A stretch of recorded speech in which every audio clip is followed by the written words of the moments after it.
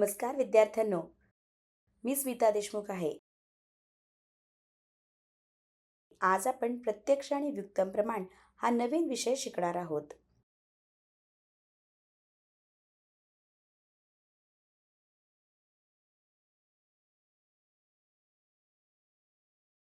मुलांनो, आपल्या दैनंदिन जीवनात अशा अनेक परिस्थिती येतात, जिथे आपण एका प्रमाणात बदल झाल्यामुळे दुसऱ्या प्रमाणात बदल होतो.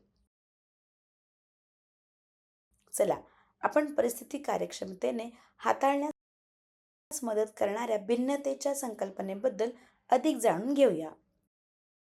आता आपण दैनंदिन जीवनात येणाऱ्या अशा परिस्थितींचा विचार करूया. आपण शाळा स्वच्छ करण्याचे काम विचारात घेतो. जेव्हा जास्त संख्येने विद्यार्थी सहभागी असतात, तेव्हा स्वच्छतेसाठी लागणारा वेळ कमी असतो. जेव्हा विद्यार्थ्यांची संख्या जास्त असते, तेव्हा केलेले काम देखील जास्त असते.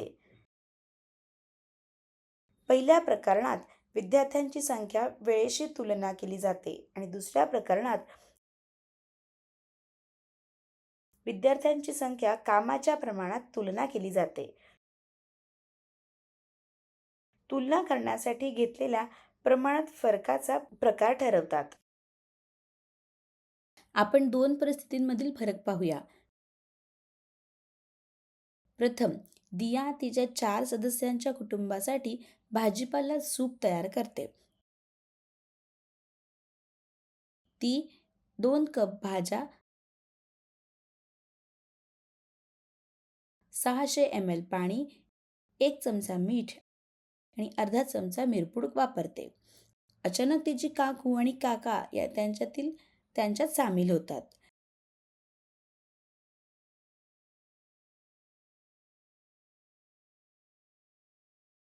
6ही सदस्यांसाठी सूप तयार करण्यासाठी घटकांच्या प्रमाणात काय बदल होईल?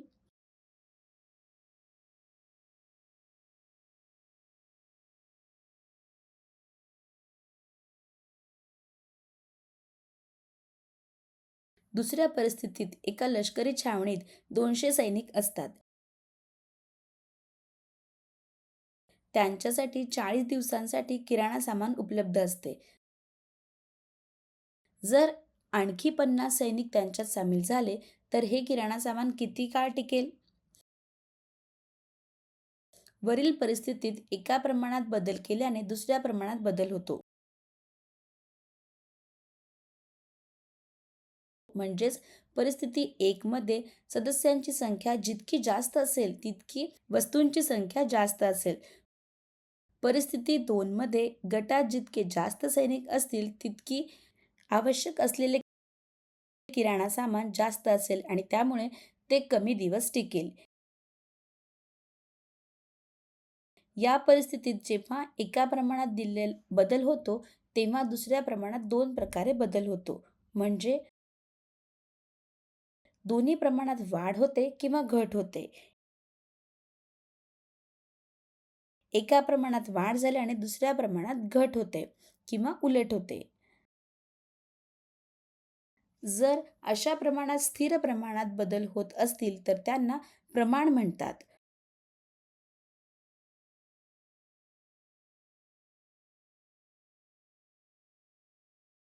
दोन भिन्नतेमुळे 2 प्रकारचे प्रमाण निर्माण होतात, ज्याची आता चर्चा केली जाईल.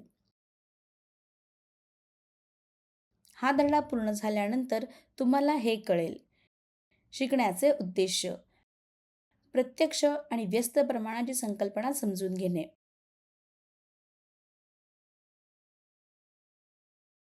प्रत्यक्ष प्रमाण आणि व्यस्त प्रमाण वेगळे करणे.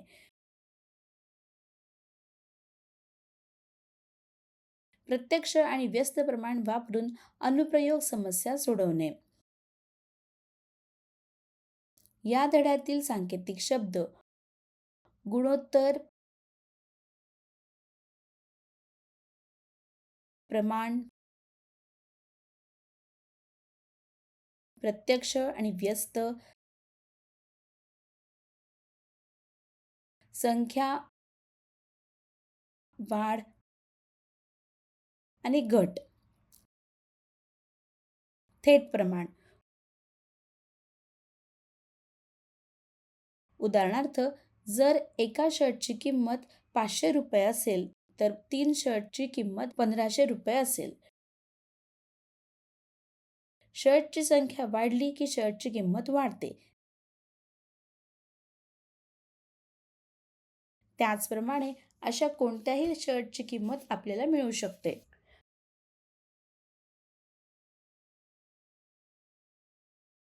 वरील परिस्थिती पाहताना शर्टची संख्या आणि त्यांची किमती या दोन प्रमाणात एकमेकांशी संबंधित आहेत. जेव्हा शर्टची संख्या वाढते तेव्हा किंमत देखील अशा प्रकारे वाढते की त्यांचे गुणोत्तर स्थिर राहते.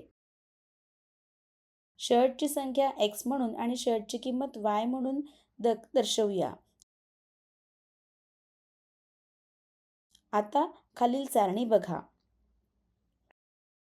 सारणीवरून आपण पाहू शकतो की जेव्हा x ची किंमत वाढते तेव्हा y ची संबंधित मूल्ये देखील अशा प्रकारे वाढतात की प्रत्येक बाबतीत x भागिले y गुणोत्तर समान मूल्य असते, जे स्थिरांक असते, म्हणजे k.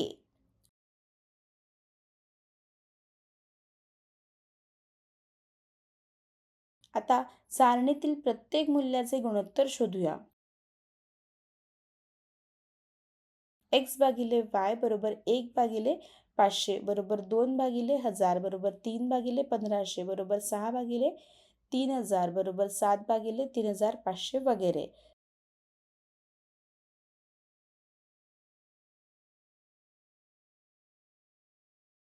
सर्व गुणोत्तरे समतुल्य आहेत आणि त्यांचे सरळ रूप 1 भागिले 1500 आहे.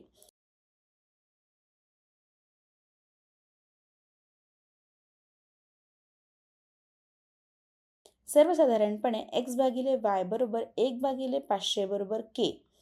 k हा स्थिरांक आहे.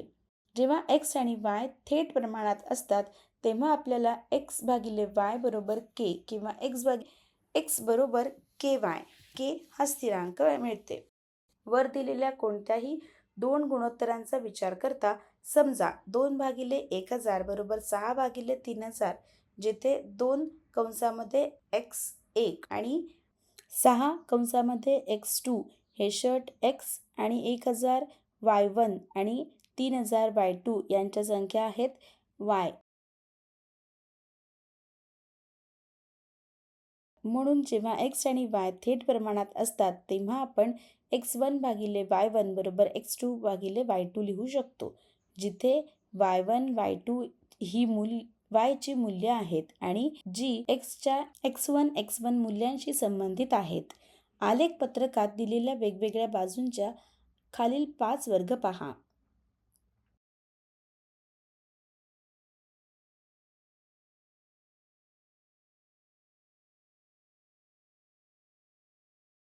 खाली दिलेल्या तक्त्यात बाजूंचे माप दिले आहेत.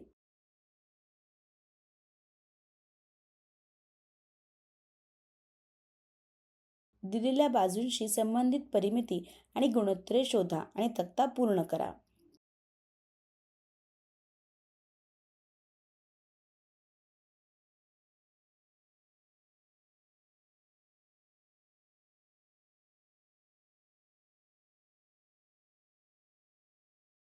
XY मध्ये कदाचित X मूल्ये असतील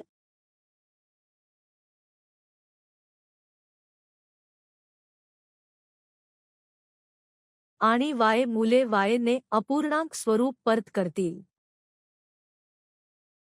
उदाहरण: जर 6 मुलांनी 24 पेन्सिल समान प्रमाणात वाटल्या तर 18 मुलांसाठी किती पेन्सिल आवश्यक आहेत?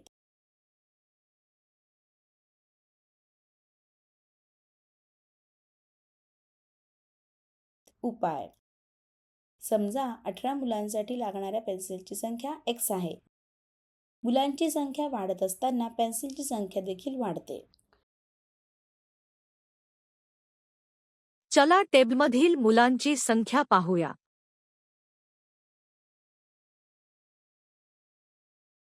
आपल्याकडे दिलेल्या मुले आणि पेन्सिलची संख्या आहे.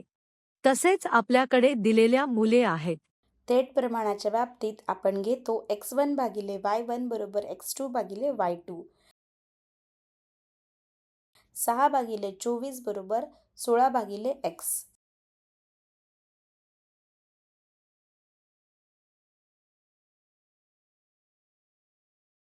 6 गुणिले x बरोबर भागिले 24 बरोबर 18.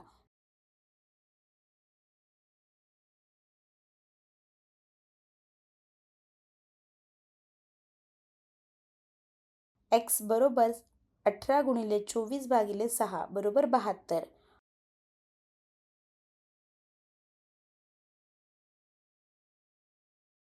म्हणून 18 मुलांसाठी 72 पेन्सिल आवश्यक आहेत. एकात्मक पद्धत. मागील वर्गात अभ्यासलेल्या एकात्मक पद्धतीची संकल्पना आपल्याला माहीत आहे. प्रथम एका एककाचे मूल्य शोधले जाईल. आवश्यक असलेल्या एककांच्या संख्येचे मूळ शोधणे उपयुक्त ठरेल. आपण एकात्मक पद्धतीचा वापर करून अधिक समस्या सोडवण्याचा प्रयत्न करू. उदाहरण: एक कार 2 तास 30 मिनिटांनी 90 किलोमीटर अंतर पार करते. 210 किलोमीटर अंतर पार करण्यासाठी किती वेळ लागतो?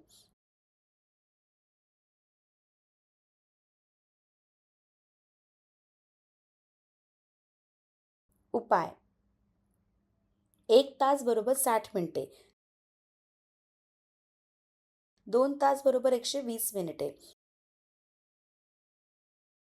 90 किलोमीटर अंतर पार करण्यासाठी लागणारा वेळ बरोबर 2 तास 30 मिनिटे बरोबर 150 मिनिटे.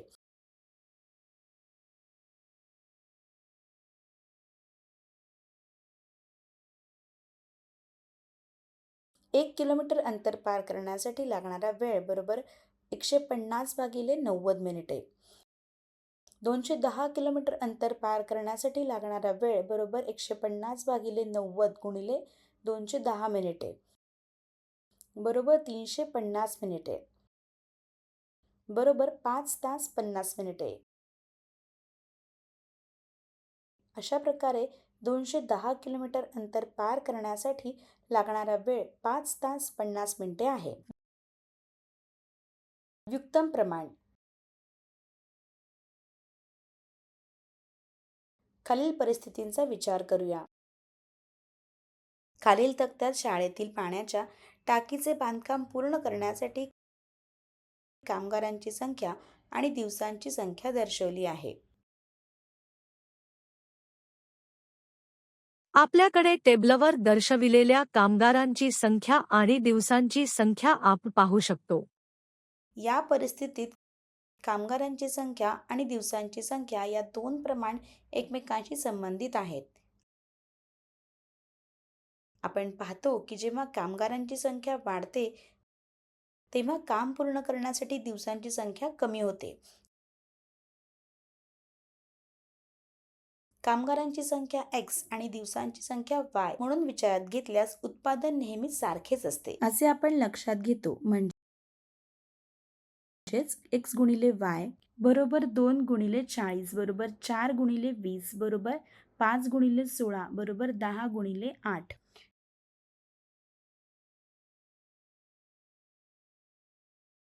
x ची प्रत्येकी किंमत आणि y ची संबंधित किंमत विचारात घ्या. त्यांचे सर्व गुणाकार समान आहेत. उदाहरणार्थ xy बरोबर 80 बरोबर k हा स्थिरांक आहे आणि ते xy बरोबर k हा स्थिरांक आहे असे व्यक्त करता येते. जर y1 आणि y2 ची y ची मूल्ये अनुक्रमे xच्या x1 आणि x2 च्या मूल्यांशी संबंधित असतील तर x1 y1 बरोबर x2 y2 कंसामध्ये बरोबर k, x1 भागिले y1 बरोबर x2 भागिले y2. आपण म्हणतो की x आणि y व्युत्तम प्रमाणात आहेत.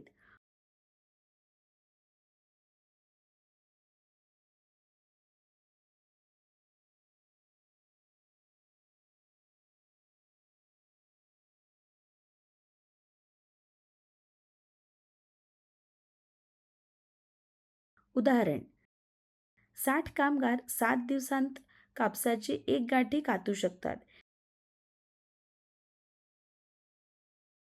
42 कामगार किती दिवसात ते काततील?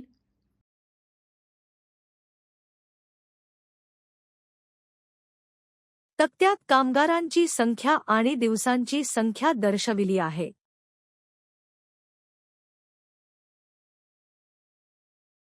उपाय: मानावे लागणारे दिवस x हे असतील. कामगारांची संख्या कमी झाल्याने दिवसांची संख्या वाढते.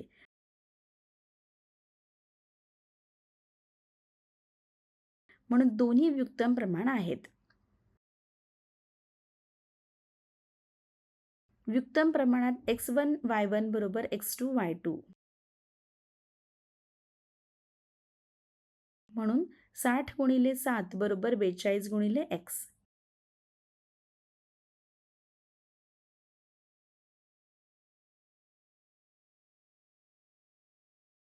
बेचाळीस गुणिले x बरोबर 60 गुणिले 7. x बरोबर 60 गुणिले 7 भागिले 42.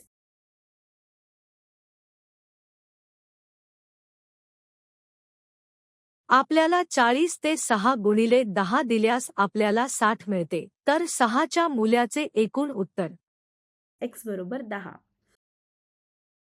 10 दिवसात 42 कामगार कापसाची एक गाठ कातू शकतात. धड्याचा सारांश: एका प्रमाणात बदल झाल्यामुळे दुसऱ्या प्रमाणात तत्सम बदल होतो, त्याला प्रमाण म्हणतात.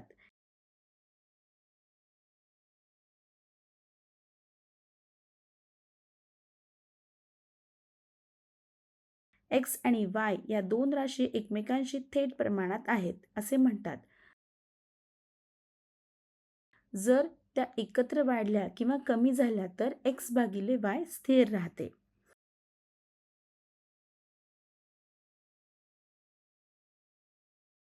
x आणि y या दोन प्रमाणात व्युत्तम प्रमाणात आहेत असे म्हणतात, जर x मध्ये वाढ झाल्याने y मध्ये घट झाली किंवा उलट,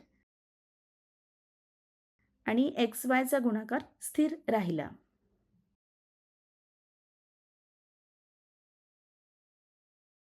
पाहिल्याबद्दल धन्यवाद.